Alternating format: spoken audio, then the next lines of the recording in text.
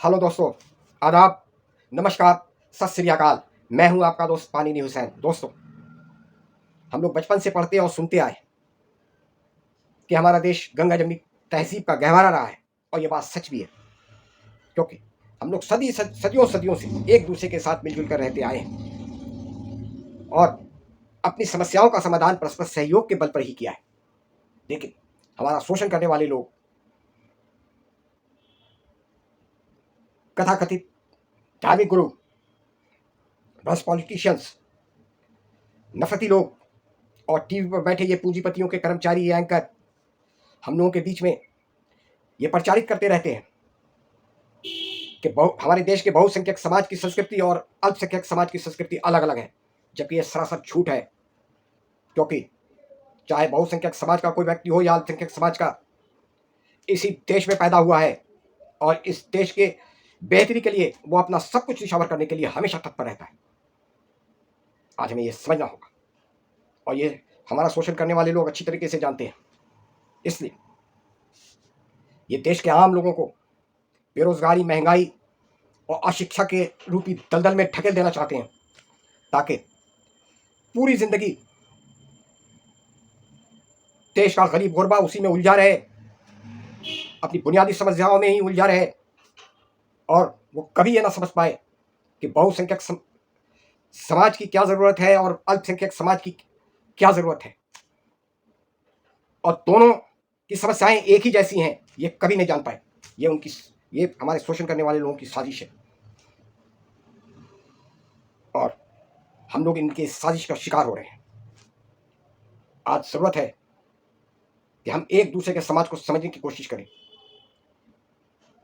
कि हमारे देश का अल्पसंख्यक समाज की क्या क्या जरूरतें हैं, वो किन स्थितियों में रह रहा है, उसके रीति रिवाज क्या हैं, उसके खान पान क्या हैं, उसके पर्व त्योहार कैसे होते हैं, उनके इबादत का तरीका क्या है।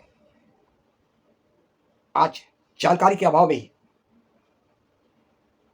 अगर कोई अल्पसंख्यक समाज का कोई व्यक्ति खुले में नमाज पढ़ लेता है, तो आज ये पूंजीपति के कर्मचारी, टीवी पर बैठे एंकर, इसे ये छोटी सी इबादत को भी राष्ट्रीय न्यूज बना देते हैं और इस पर डिबेट कराने लगते हैं। दुर्भाग्य की स्थिति है। आज ये हमारा दुर्भाग्य है कि कम पढ़े लिखे लोगों से को छोड़ दीजिए, पढ़े लिखे लोग तक ये मुहर्रम को, जो मोहम्मद सल्लल्लाहु अलैहि वसल्लम के नवासे इमाम हुसैन की शहादत के रूप में मनाया जाता है मुहर्रम, ऐसे समय में हैप्पी मुहर्रम लिखा कुछ लोग कहने लगे हैं। हालांकि ये जानकारी के अभाव की वजह से होता है। अल्पसंख्यक समाज के 30 दिन रोजा रखते हैं, और ईद जैसे सबसे बड़े पर्व को भी बहुसंख्यक समाज के कुछ लोग ये कहते पाए जाते हैं कि ये मीठी ईद है या बकरीद है। ये दुर्भाग्य की स्थिति है। जानकारी का अभाव है। हम एक दूसरे की संस्कृति को नहीं समझ पाए, एक दूसरे के रस्म और रिवाज को नहीं समझ पाए हैं, एक दूसरे के पर्व त्योहार को नहीं समझ पाए हैं। आज हमें समझना होगा कि चाहे वो बहुसंख्यक समाज का व्यक्ति हो या अल्पसंख्यक समाज का, इस देश में पैदा हुआ है और दुनिया की कोई ताकत उसे अपमानित नहीं कर सकती। लेकिन आज दुर्भाग्य है कि सोशल मीडिया के माध्यम से और टीवी के माध्यम से